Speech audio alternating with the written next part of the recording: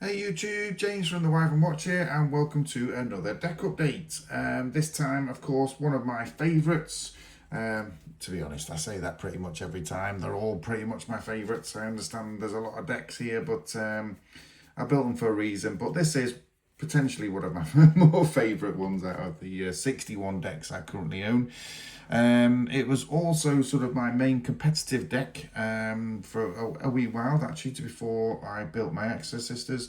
I don't think it's that competitive anymore. I have won a couple of times with this deck, but I keep it up to date.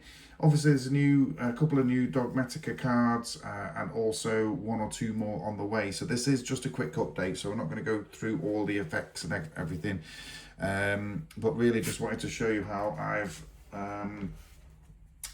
onboarded a couple of new Dogmatika cards.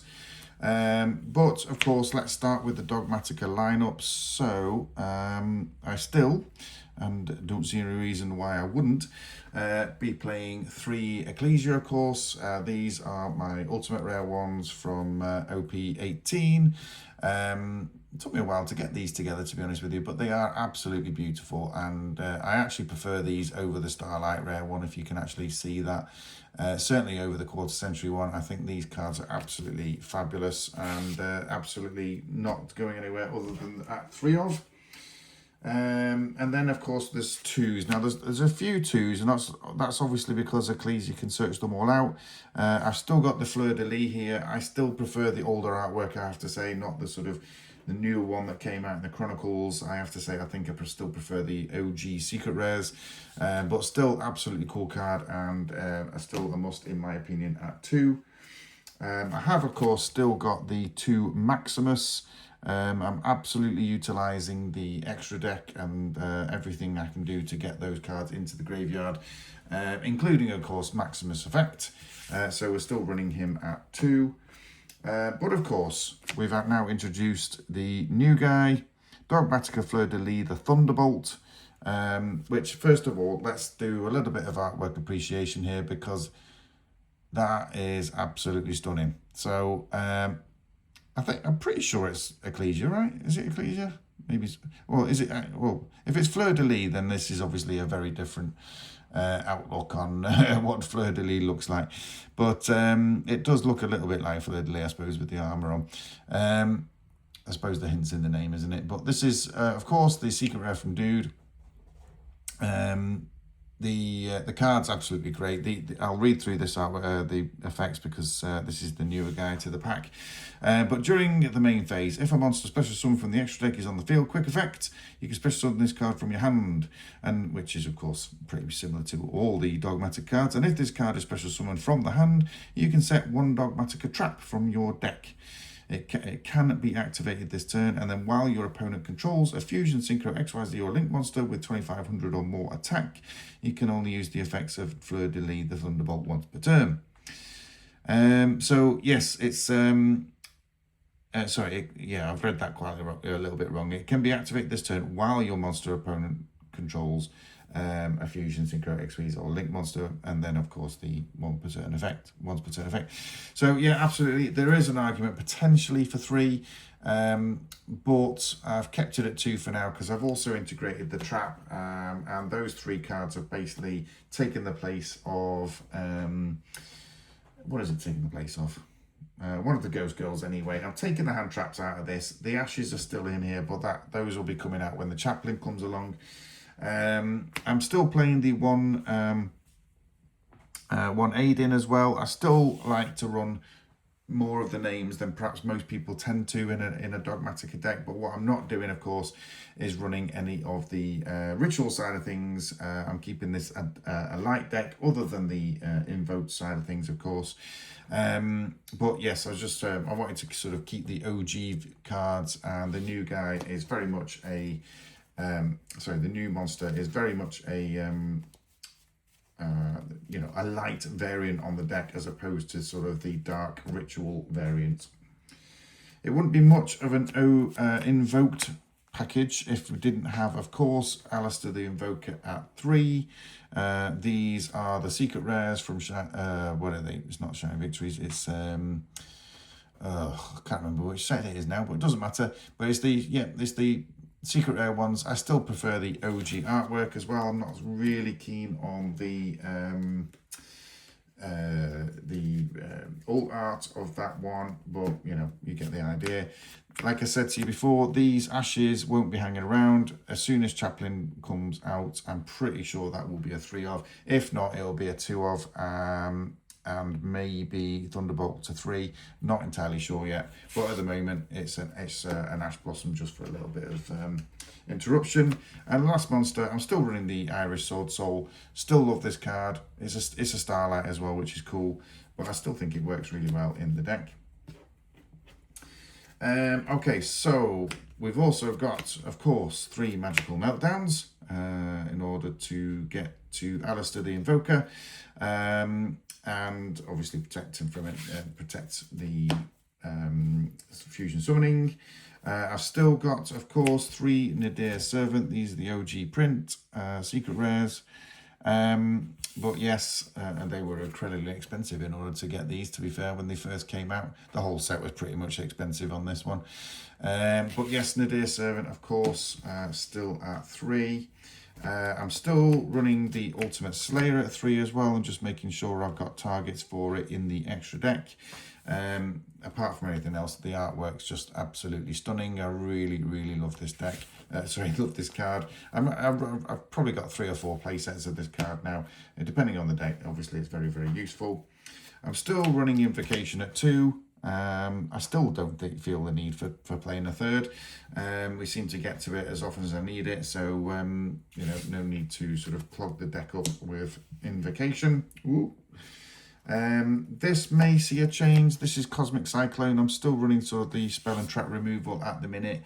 I still see this is probably the better one, but it may change depending on what other cards come out with along with Chaplin. Another new addition to the deck, of course, is the Fallen and the Virtuous. Couldn't help myself, had to get the secret rare ones of these. Didn't fancy splashing out for the Starlights in particular.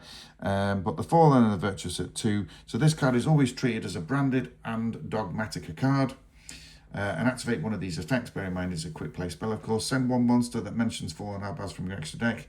Then target 1 face-up card on the field and destroy it. So, of course, we do have still the Titaniclad, which does, of course, include Fallen Albaz in its name. So, you know, that's the sole target for that effect. And then if you have an Ecclesia monster in your field or graveyard, target 1 monster in either graveyard, special summon it to your field. And like I said, that's a quick effect. So if we're special summoning and the Ecclesia herself, of course, that means that we can get the extra search. So yeah, that's where we are with that one. The other support cards that haven't changed an awful lot. I'm still running 2 Forbidden Droplet. Obviously, a bit of effect negation. 3 one-offs, so I've still got 1 Call by the Grave, of course, still running the 1 Harpy's Feather Duster, and of course the 1 Terraforming for the Magical Meltdown. And last but not, not quite last but not least, but we're running 2 Dogmatika Punishments. Obviously it's now searchable with Thunderbolt anyway. You could potentially move this to 1 if you wanted to make room, but like I said, punishment's not exactly a bad thing. And then Quad Dogmatika Beast, which I love the artwork for. Absolutely great stuff. Really nice. Cool stuff. But target 1 monster in your graveyard or banishment. Send to the graveyard 1 monster from your extra deck or Dogmatika card from your deck with attack higher than or equal to that target. And if you do, special summon that target. Until the end of your next turn after this card effects, you cannot resolves, you cannot special summon from the extra deck. So obviously, you know, it's not the end of the world having not been able to special summon from the extra deck because it's for the rest of the turn. So you do your invoked stuff first, as per usual, and then carry on to go and do your Dogmatika stuff. Okay, so that's the main deck currently. Running through the extra deck very, very quickly because I don't think this has actually changed. I've decided not to include the new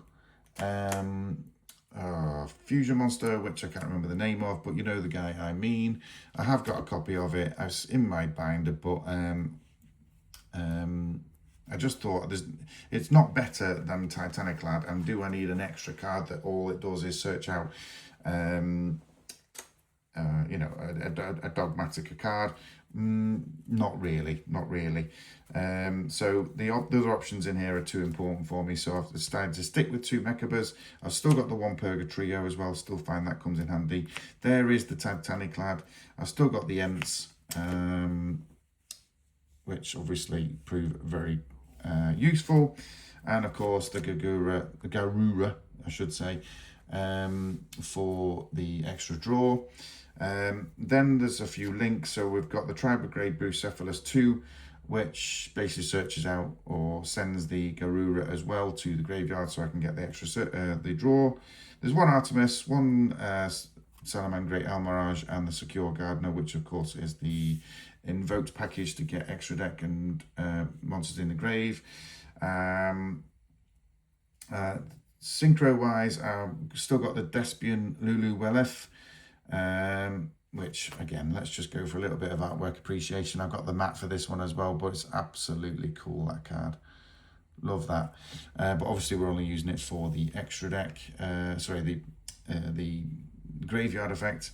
There's also the 1 Cyframe Lord Omega, and of course the Meilong Cloud Beast. These are all sort of good synchro options that we can use with Ultimate Slayer, but also just dropping cards, and the Omega means I can recycle 1 or 2 of them. And just the sole XYZ option is Aggregator, which of course is just one of the effect negators. Guys, that's it. Thank you very much for tuning in for this period of time. Like I say, it's a fairly quick update this time. What was it? I started with the Lulu Weightlift, didn't I? So yeah, it's just a quick update. Like I say, I'll do a proper update on the profile when the chaplain arrives. And like I say, I might change some of the ratios a little bit for the other existing cards. But other than that, please do put your comments in the comment section below.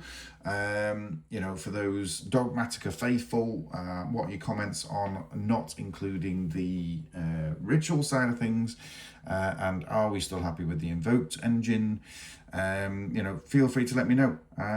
If you think that the list needs to change one way or another, also let me know. That's what it's all about, guys, and we'll see you for the next profile. Cheers. Bye.